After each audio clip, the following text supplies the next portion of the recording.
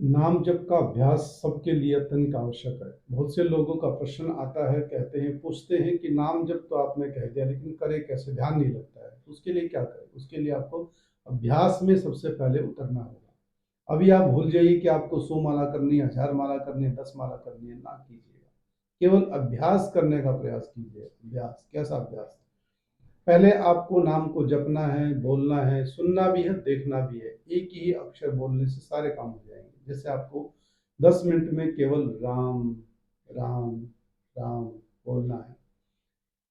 जब आप यह बोले तो आपको बहुत एकाग्र मन को रख के यह बोलना है। और बोले तो राम को देखना भी है, अक्षर को ढूंढना है, उसको अपने मस्तिष्क में स्थापित करना है। और जब आप बोल रहे हैं तो उसको सुनना भी है। तो सुनना भी है, देखना भी है, बोलना भी है, अभ्यास में लेके आना है, तो आप राममय हो जाएंगे। और जब ये आपके अभ्यास में आ जाए तो फिर चलते फिरते उठते बैठते आप बोलना शुरू कर देंगे, राम राम राम। अभ्यास में जब स्थापित हो जाएगा तो फिर आपकी दिनचर्या ऐसी बन जाएगी कि आप कोई भी कार्य क्यों न करें, किसी भी स्थान पर जाए, किसी भी गाड़ी में सफर करें, कहीं भी आप जाने के लिए तैयार हो जाए, आपके अंदर अंतर आत्मा के मध्य चलता रहेगा, राम राम राम राम राम राम राम। यह आपको नहीं छोड़ना है। अभ्यास जब लेके आएंगे, अभ्यास में उतर जाएंगे। अभ्यास इस चीज का करना है कि आप कुछ भी कार्य कर रहे हैं तो राम नहीं छूटना चाहिए। चाहे आप कुछ भी बोलते हो, बाहरी मुखारबिंद से बोल, किसी से बात कर रहे हैं, लेकिन अंदर अंतरात्मा में नाम जप चलते रहना चाहिए। जो भी आप नाम जप करते हैं, मंत्र की बात नहीं कर रहा, केवल नाम जप की मैं आपसे चर्चा कर रहा हूं। आपको नाम जप करना है। आप जिस भी आराध्य को मानते हैं, भगवान को जिस रूप में आप चाहते हैं, उसी रूप के नाम को जपना आरंभ कर दीजिए।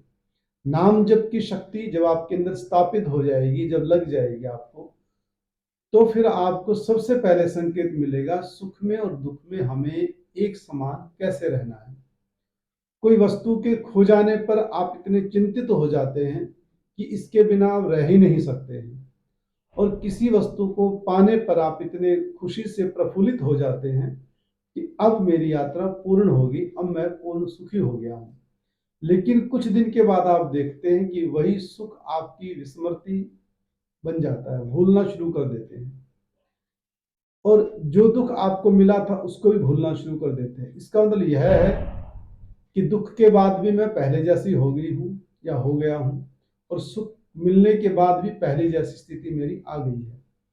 तो दुख और सुख यह मिथ्या है, झूठे हैं। जो भूल जाए वह झूठा होता है, जो सदैव याद रहे, जो स्थापित रहे, वह सत्य है। इसलिए कहा गया है कि जगत मिथ्या और ब्रह्म सत्य है, जो कभी भी ना समाप्त हो।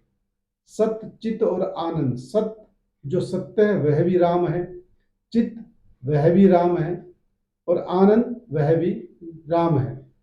सत्य यानी कि सत्य, चित्त यानी कि प्रकाश, आनंद जिसकी अनुभूति हमारे हृदय में होती जब हम भगवान को याद करते हैं।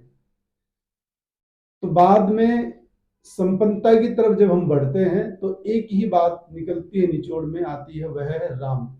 हमें राम जपना है, नाम जपना है, नाम जप को नहीं छोड़ना है। नाम जप को सदैव आगे रखना है। बाकी सारे कर्तव्य जो आप धरती पर पूर्ण करने के लिए आए हैं, निभाने के लिए आए हैं, उनको पीछे रखना है।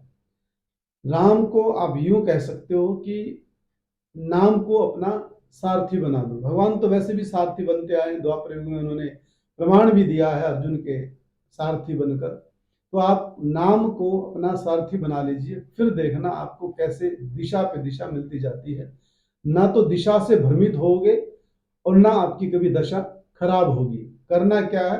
राम राम राम राम राम राम। नाम जप को बढ़ाना है। जय श्री राम।